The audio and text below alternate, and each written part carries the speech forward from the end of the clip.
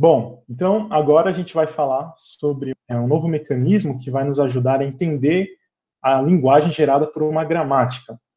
A gente vai ver como escrever no formato de árvore a derivação de uma palavra que é gerada pela gramática G.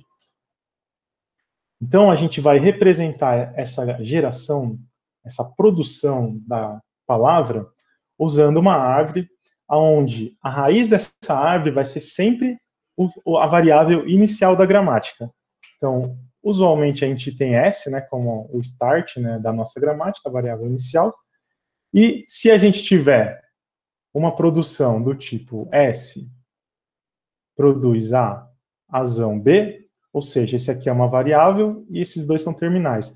A gente vai ter representado essa subárvore embaixo de S. Está dizendo que S está sendo substituído por A, azão e B.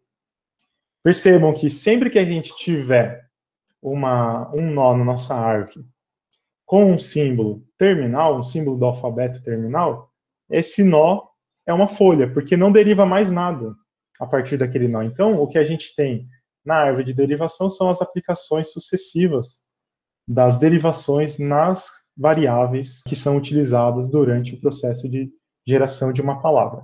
Quando chegou aqui nesses símbolos terminais, a gente não tem mais derivação, ou seja, é uma folha.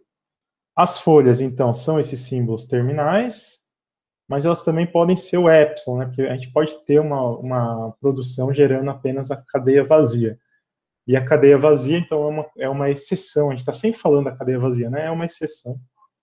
É importante notar isso. Então, cada nó interno da nossa árvore de derivação, a gente viu que S é o símbolo inicial, a variável inicial. As folhas são símbolos terminais ou palavra vazia. E o que são os nós internos? Que são esses aqui. Cada nó interno vai representar a aplicação de uma regra de produção, tal que, se a gente tem essa regra aqui, ó, A produz x1, x2 até xn, então a gente vai representar isso por essa árvore.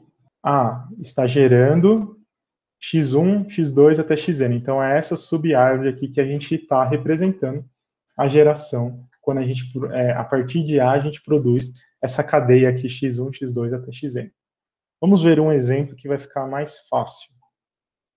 Retomando aqui a nossa linguagem preferida, a ANBN, a gente tem o início da produção para essa palavra aqui, ó, AABB. Então, a árvore de derivação começa sempre com S na raiz, e agora a gente vai aplicar essa regra ASB. Quando a gente aplica essa regra, a gente tem isso aqui. Ótimo. Cheguei numa palavra final? Não, então eu tenho que continuar aplicando mais uma derivação. A próxima derivação que eu vou aplicar vai ser substituir esse S de novo pela produção ASB. Então vai ser ASBB. Ou seja, aqui na minha árvore de derivação, o que eu vou ter vai ser mais uma subárvore gerando, a partir desse S aqui, né?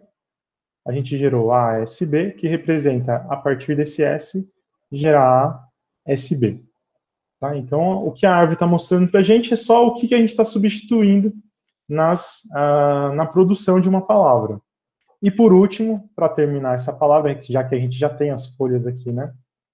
A gente vai pegar e vai usar essa outra produção, S gera epsilon. Então, a última folha que a gente insere é essa daqui. E agora, como que a gente obtém a palavra gerada por essa árvore de derivação? A gente faz um percurso em ordem aqui, que significa vir e pegar o primeiro símbolo, depois o próximo símbolo, depois esse símbolo também, esse aqui, e o último símbolo mais à direita. Tá? Então a gente vai ler essa árvore da esquerda para a direita, pegando as folhas mais à esquerda, primeiro para gerar a nossa palavra W, que a gente sabe que é igual, né, a BB, porque a gente pode excluir essa palavra vazia ali do meio. Então agora vai ficar mais fácil de enxergar o que a gramática está gerando quando a gente começa a usar essa árvore de derivação. Então, esse mecanismo ele vai ajudar a gente a visualizar qual é a linguagem gerada pela gramática. Aqui nos slides a gente tem um exemplo que eu acabei de desenhar. Depois vocês podem acompanhar no slide também. Tudo bem, então vamos ver agora o exemplo com as expressões aritméticas que a gente tinha definido na gramática 4. Então, aqui os símbolos das variáveis, aqui o meu alfabeto, a produção e o símbolo inicial que pertence às variáveis. Certo, eu quero gerar essa produção aqui, id mais id vezes id. Então, a minha primeira substituição que eu vou escolher vai ser essa aqui, e produz e mais e. Em seguida, eu vou escolher substituir esse e aqui por id. Então, eu vou usar essa terceira regra de produção aqui. Então, vai ser id mais e. Ou seja, lá na minha árvore, esse e aqui, ele vai produzir uma folha, que no caso aqui a gente definiu o id como sendo um símbolo terminal. Então, não tem mais derivação para esse lado. Legal, o que mais que eu posso fazer? Bom, eu posso continuar as minhas derivações, e agora eu preciso gerar esse lado aqui, né? id vezes id. Então, eu vou substituir esse e por e vezes e.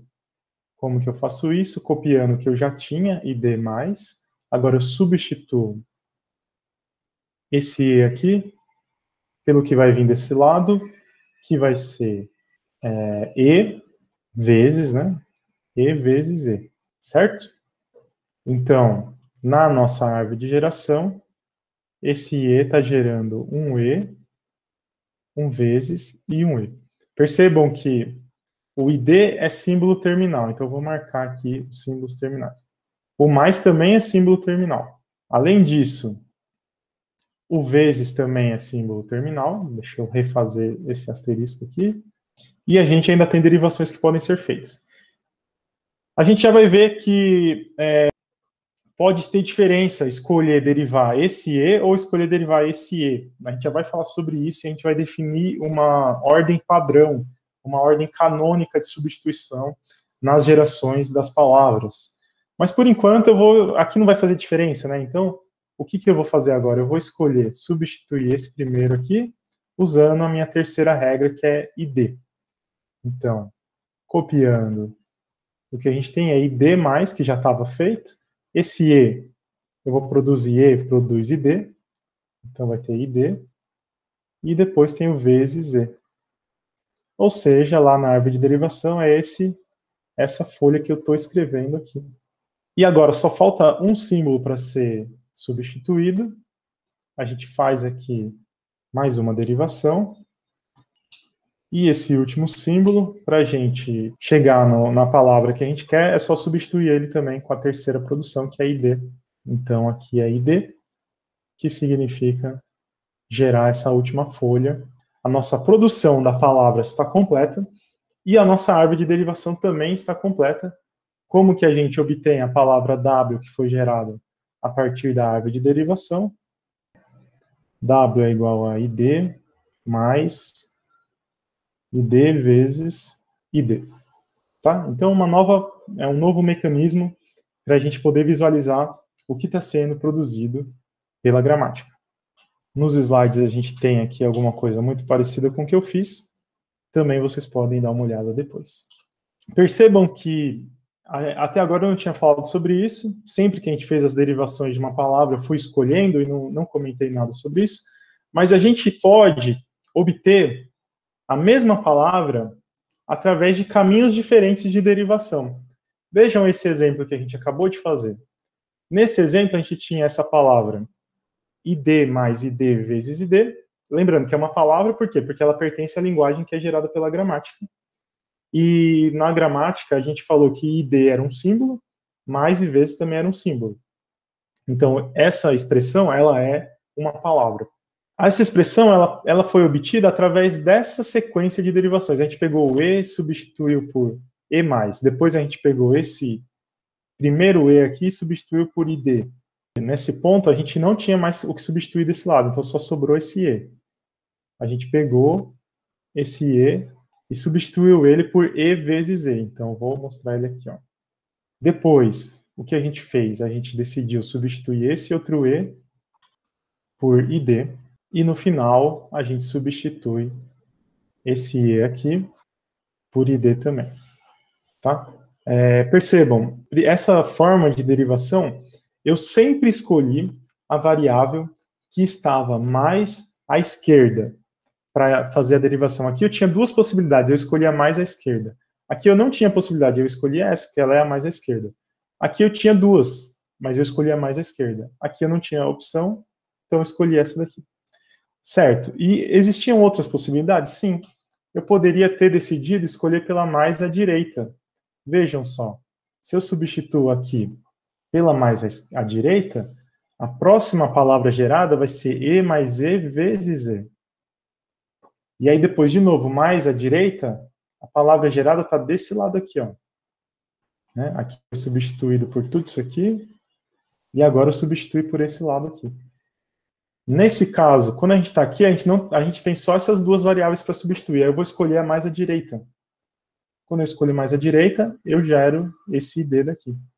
Aí no final eu não tenho mais escolhas, então eu escolho a mais à direita, que é essa daqui mesmo, que vai gerar essa palavra aqui. Quer dizer que eu posso escolher diferentes caminhos onde eu vou substituir nas variáveis e chegar na mesma palavra. E qual que é o problema disso, professor? Isso aí não é bom? Depende. Nesse caso específico que a gente está vendo, não vai ser bom. Antes de mostrar por que não vai ser bom, aqui tem mais um exemplo onde eu fui escolhendo a hora mais à direita, a hora mais à esquerda, depois mais à direita, mais à esquerda. Então aqui foi uma terceira possibilidade onde eu fui variando. Foi meio aleatório, assim, esquerda, direita, já que não tinha regra nenhuma definida.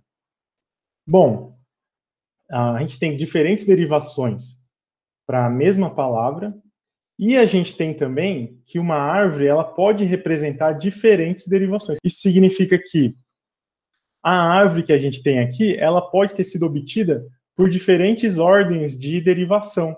Não necessariamente uma derivação em outra ordem gera uma árvore diferente, que é o que está escrito aqui em cima. Olha. Ou seja, a árvore não vai servir para indicar para a gente qual que foi a ordem de derivação que a gente decidiu tomar. Por conta disso, a gente vai definir uma ordem fixa para a substituição das variáveis. As ordens canônicas que a gente tem normalmente são utilizar a derivação mais à esquerda, ou seja, a gente sempre substitui a variável que está mais à esquerda na palavra para a próxima derivação, ou a gente usa a derivação mais à direita.